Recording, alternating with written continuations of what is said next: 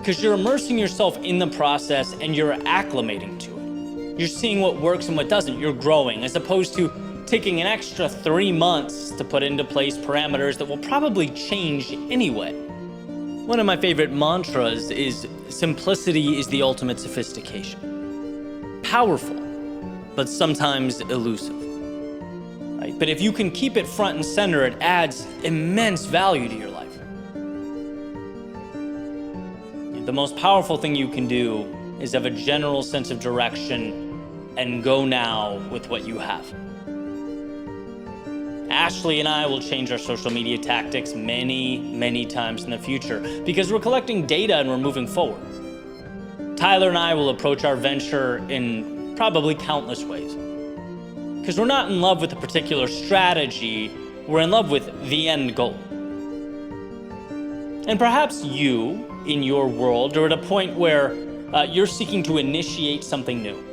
And you're playing with the pros and cons, you're listing ideas in your head, categorizing details and nuance that, sure, it seems important right now in this moment, but will it forever?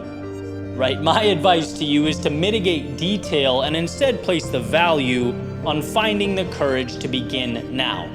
Before you're ready, before you have all the answers, before you know how X, Y, and Z is going to unfold. Mitigate the friction to such an extent that, the pursuit feels like an ice hockey rink. You're sliding into whatever comes next. Never underestimate how powerful that is.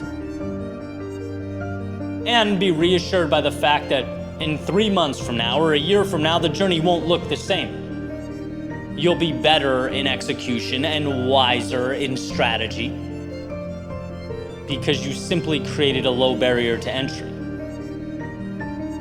You leveraged perhaps the most important ability you possess. You began.